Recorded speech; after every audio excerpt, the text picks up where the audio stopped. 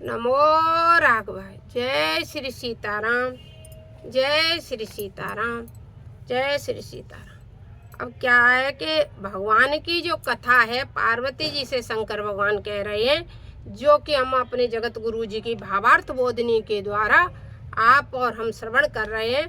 उसी भावार्थ बोधनी में यह है कि कह रहे हैं कि जो भगवान राम सो में तुम सन कहु सब, सुन मुनि मन लाय, राम कथा कलिमल हरने, मंगल करने सुआय।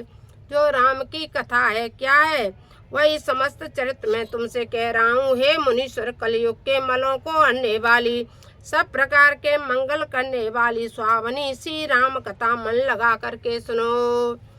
कौन कह रहे हैं? ये याज्ञवल्क्य मुनि भरद्वाज जी से कह रहे हैं।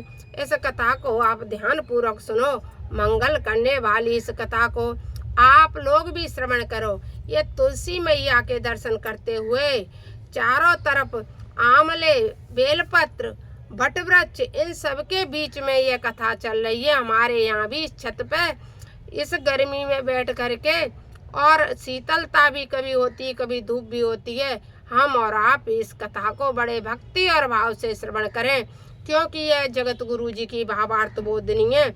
इसकी चौपाइयों में एक भी अशुद्धि नहीं है, और मैं पूरी चौपाइयों के द्वारा, एक भी चौपाई छोड़ नहीं रही हूँ, पूरी चौपाइयों के द्वारा इस कथा को मैं श्रवण कर रही हूँ और आप लोगों को भी श्रवण कराने की कोशिश कर रही हूँ।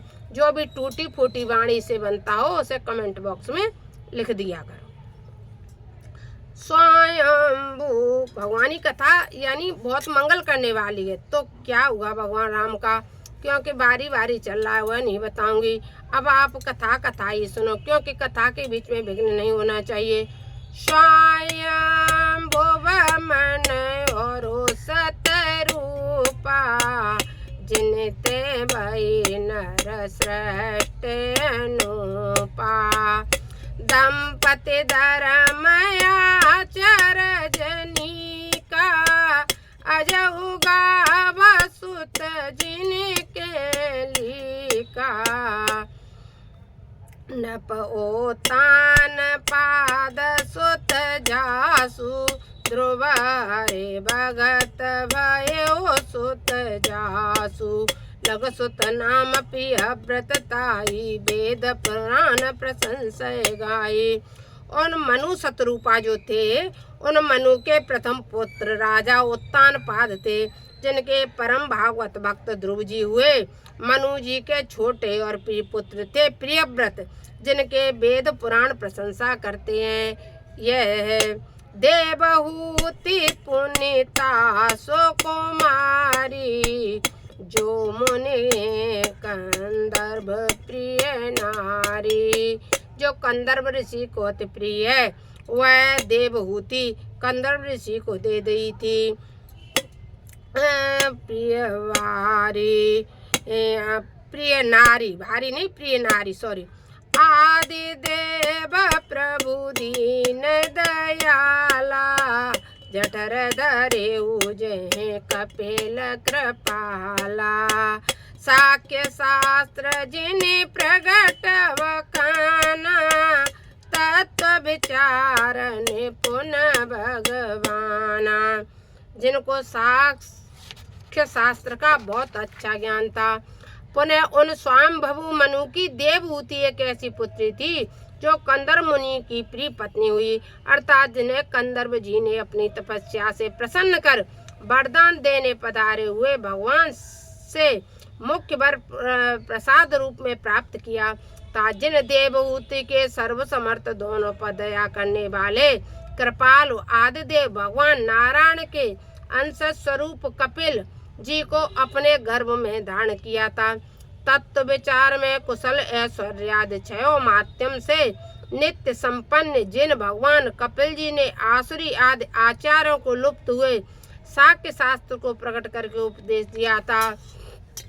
ते मन राज कीन बहु काला, प्रभु आये सब विधि प्रतिपाला, होए ना विषय विराग भवन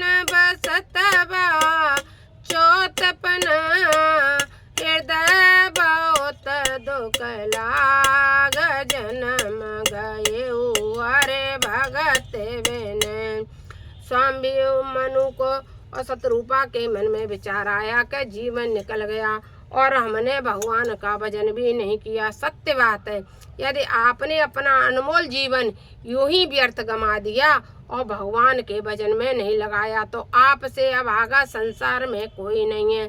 इसलिए भगवान के भजन को सब कार्यों को छोड़ के कहते हैं, लाख काम छोड़ो, लाख काम छोड़ो, भगवान का भजन करो। 1000 काम छोड़ो, स्नान करो और 100 काम छोड़ो और भोजन करो। उसके बाद सांसारिक दुनिया में पड़ो। ये कार्य मन वाचा कर्म से कर लेने चाहिए। वही सबसे चतुर और बुद्धिमान व्यक्ति है जिसने यह कार्य इस तरह से कर लिए। तो वही उनके मन में हो गया कि जीवन निकल गया, चौथापन आ गया जो, लेकिन हमने अपने भगवान का भजन नहीं कर पाया। बहुत से लोग आपने देखे होंगे, अपने आसपास ही देखे होंगे, अपने पर्सन निकटतम देखे होंगे, उनका जीवन चला गया। उनने न कभी तीर्थ कर पाए, ना उनने कथा सुन पाई, ना मंदिर जा पाए, ना राम नाम जप पाए, ना मतलब कोई शुभ कार्य सुबह से शाम तक नहीं कर पाया। कर भी पाया तो क्या कर पाया, सुबह से शाम तक चुगली कर पाई, सुबह से शाम तक ये लड़का अच्छा वो लड़का बुरा, ये बहू अच्छी वो बहू अच्छी, बे दौरानी अच्छी बे जेठानी अच्छी, बे नंद अच्छी बे बुरी, जी गांव वालों अच्छा वो गांव वालों बुरो, जी पड़ोसी अच्छा वो पड़ोसी बुरो। इसी में जीवन निकाल दिया, इसी में। और इससे आगे वो लोग बढ़ ही नहीं पाए। वो बड़े अभागे अपने आप को माने जो लोग इस तरह से अपने जीवन। नहीं तो अपना गृह कार्य करो, भगवत चर्चा करो, भगवत चर्चा सुनो सारे दिन, भगवान की कथा। अब इतना सुख है इस जीवन में कि टीवी चलाओ, तुम 24 घंटा कथा सुनो। मोबाइल पे जिसकी भी कथा तुमको अच्छी लगती है उसकी कथा सुनने लगो। मन में अच्छे विचार, अच्छे भाव को रखते हुए अपना जीवन निकालो। संसार में कुछ भी नहीं, कुछ भी नहीं। देह धरे कर यही फल भाई, मैं कई बार कहती हूँ अपने ब्लॉग में, भजिए राम सब काम व्याई। सारे कार्यों को छोड़कर भगवत भजन करो। और क्या करो कि ये शरीर किसी हिस्सा बंटवारे, किसी की चुगली, किसी की बेईमानी, किसी के धन माया के लिए नहीं मिला है मेरे भाइयों मेरे बहनों। इसके लिए ये जीवन नहीं मिला है। किसके लिए मिला है? ये जीवन सिर्फ भगवत भजन के लिए मिला है। संसार में सिर्फ जो भी छूट गया उसकी चिंता मत करो, क्योंकि के दुष्ट थे वो छूट गए। अच्छे लोग मिल जाए तो ठीक है, वरना किसी से भी कुछ नहीं। मिल जाए तो कोई राम राम, नहीं करे तो कोई बात नहीं। तुम अपने घर के राजा, मैं अपने घर के राजा। और सुबह से शाम तक अपना गृह कार्य करो, बड़े ईमानदारी के साथ, बच्चों के साथ जियो ईमानदारी के साथ। और जितना भी हो सके सुबह से शाम तक जितना भी हो भगवत भजन में लीन रहो। भगवत भजन ही सर्वश्रेष्ठ है। न पैसा संग जाएगा, न नाती संग जाएंगे, न लड़के संग जाएंगे, न बहुएं संग जाएंगी, न जे कपड़ा लत्ता पहने जे भी फेंक दिए जाएंगे मरघट में। जैसे नग्न स्वरूप आए थे और नग्न स्वरूप चले जाएंगे। अब जे नए जमाने में आलस करके लोग, नहीं तो जैसा व्यक्ति जन्म लेता है उसी अवस्था में उसकी दाह क्रिया होती है। तो ना कुछ लेके आए और ना कुछ लेके जाएंगे। मुट्ठी मार के आए जगत में, हाथ पसारे जाएंगे। संसार में जाएगा तो भगवान का नाम साथ जाएगा, अच्छे कार्य साथ जाएंगे। तो अच्छा कार्य क्या है? भगवत भजन। सबको त्यागना पड़े त्याग दो, सब कुछ जितना भी त्यागना पड़े आपको, परिवार, भाई, बंधु, कुटुंब, कबीरा, धन दौलत, यदि भगवान आपको मिलते हैं तो सर्वप्रथम भगवान को पकड़ लो।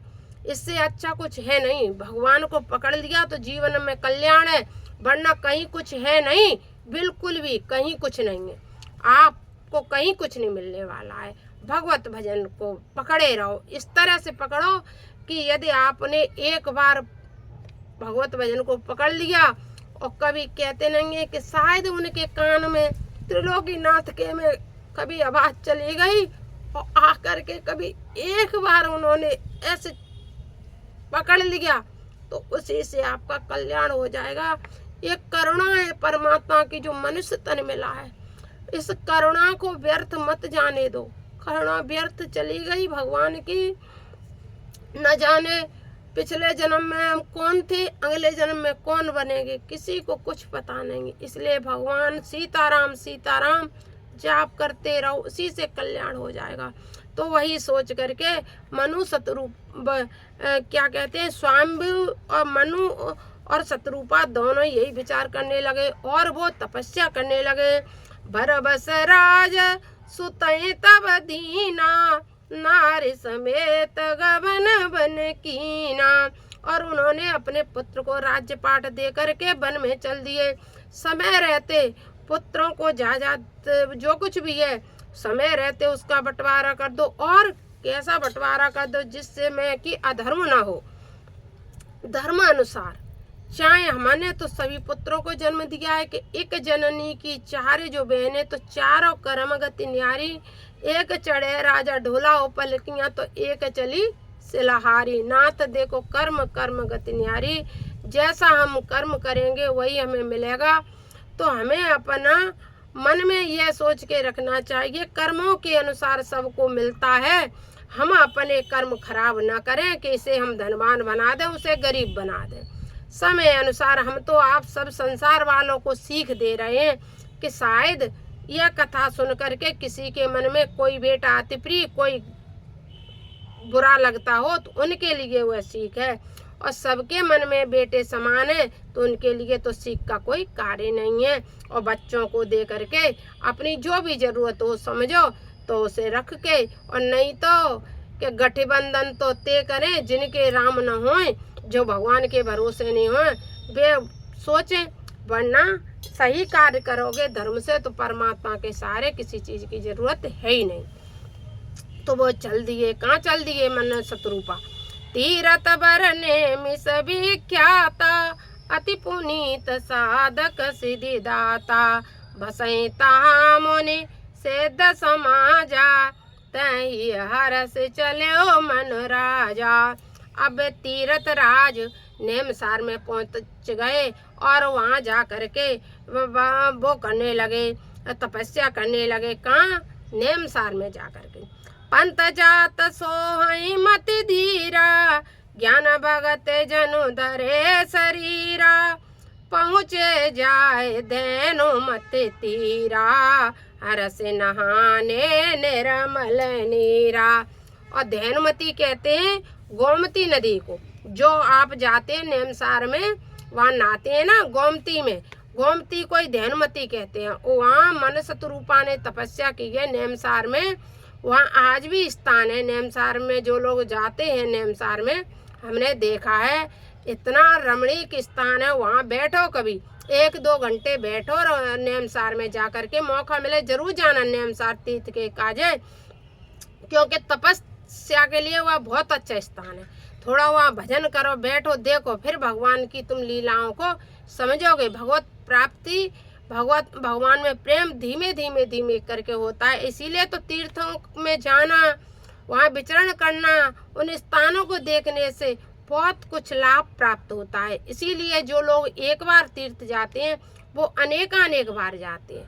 आप देखना, जब नेमसार में जाना तो कई लोग ऐसे हैं वो कह रहे हैं हमने 14 साल से दे रहे हैं, कोई 15 साल से दे रहे हैं, किसी ने तो 20 परिक्रमा नेमसार में दे ली 84 कोस की। तो वही है, तो वहीं वह पहुंच गए। बहुत अच्छा स्थान है नेमसार में, जाओ और आप उसे देखो जहाँ मन शतरूपा ने तपस्या की है। आए मिलन सिद्ध मुनि ज्ञानी, धरे दूर अंदर न परिस जानी, जय तय तीरथ रहे सुआए, मुनि ने सकल सादर करवाए। वहाँ सभी तीर्थ भी आ गए। नेमसार में आपको सब तीर्थ मिलेंगे। कृस शरीर मुनि पटत परिधाना, संत समाज नित सुनाहि पुराना। और वहाँ बट वृक्ष के नीचे बैठकर सभी संत पुराणों को सुनते थे बड़े भक्ति भाव से। 12 अक्षर मंत्र वरे जपै सत अनुराग, वासुदेव पद पंकर हुए दंपति मन तिलाग। अब तो बड़े प्रेम और भक्ति भाव से वहाँ दोनों दंपत्ति भगवत भजन करने लगे और द्वादश अक्षर मंत्र का जाप करने लगे। द्वादश अक्षर मंत्र का जाप सभी जानती हैं और मंत्रों को इस तरह से खुलेआम नहीं कहना चाहिए, इसलिए हम नहीं कहेंगे। हम जो कुछ भी जो हमने वेद पुराणों में पढ़ा है हम उसका जरूर पालन करने की कोशिश करते हैं, चाहे वो स्त्री धर्म हो चाहे कोई ग्रंथ का धर्म हो। नमो राघवाय। जैसी भी कथा आपको लगी हो श्रवण कीजिए। जय जय श्री सीताराम कमेंट बॉक्स में लिख देना। जय श्री राम।